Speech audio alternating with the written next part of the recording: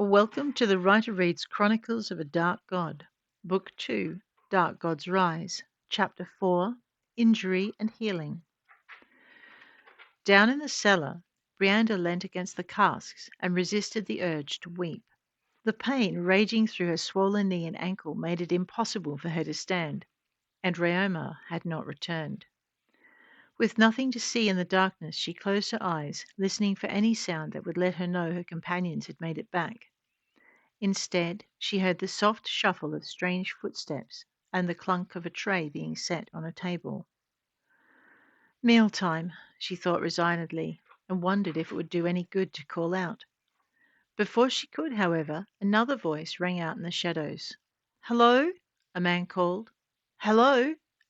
He gave a worried grunt, and Brianda heard his footsteps again. She swallowed, hurriedly moistening her throat to reply before he left. As she did, she registered the footsteps were growing clearer and not more distant, and stifled a sigh of relief. The door to their quarters creaked, making her smile.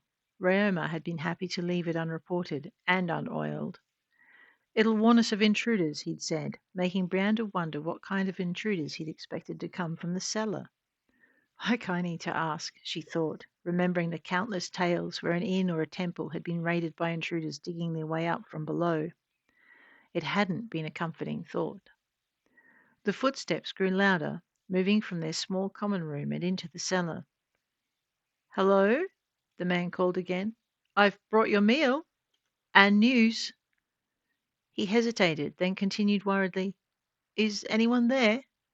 "Here," Brianda called, coughing when her voice came out as a croak. Clearing her throat, she was about to try again when she heard hurried steps moving toward her. Lamplight bobbed at the end of the racks, and the man called out again, "Hello?"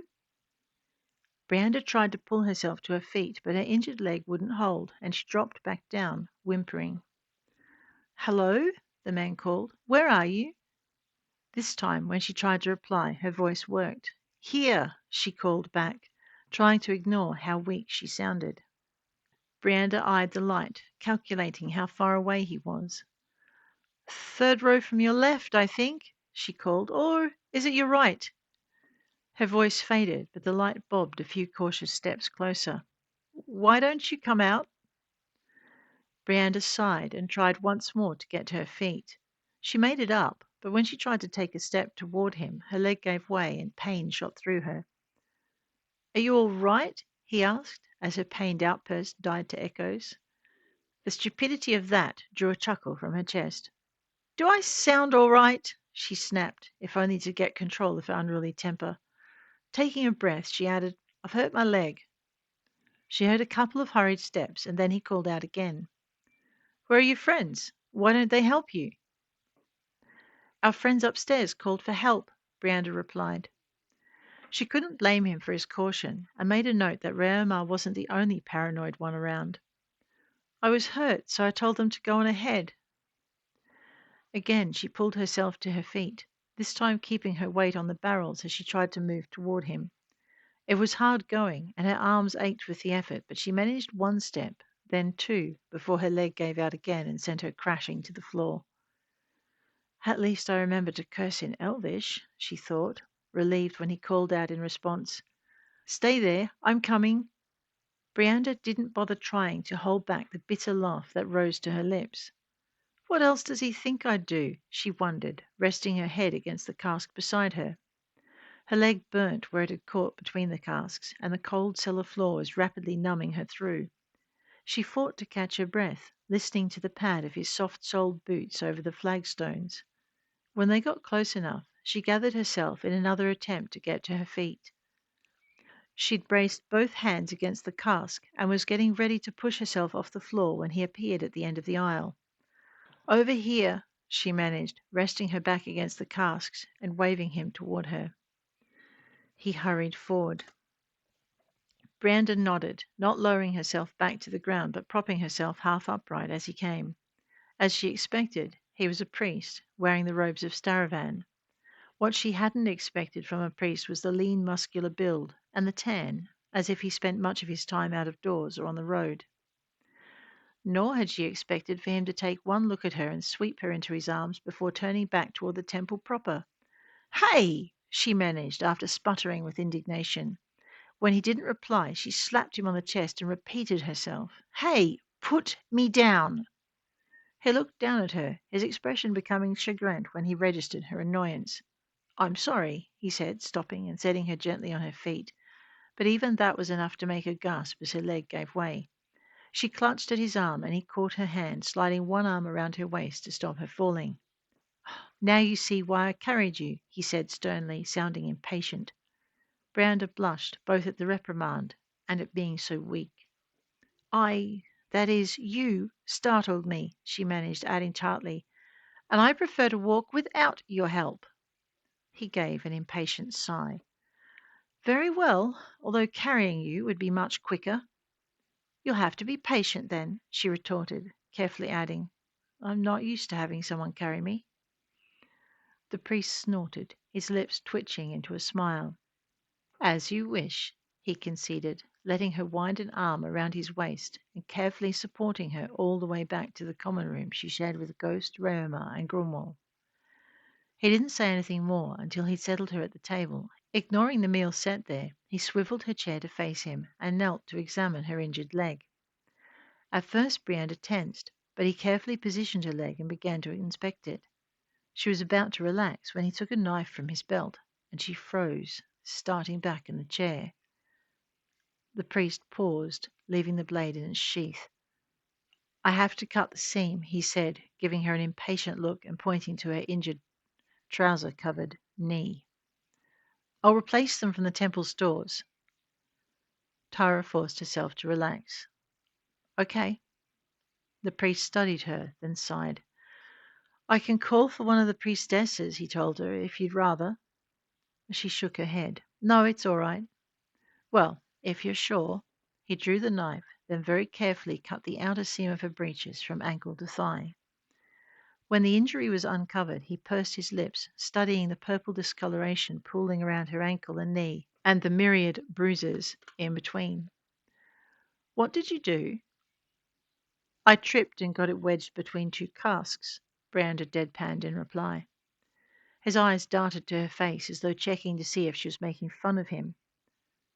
Tripped and his eyes narrowed.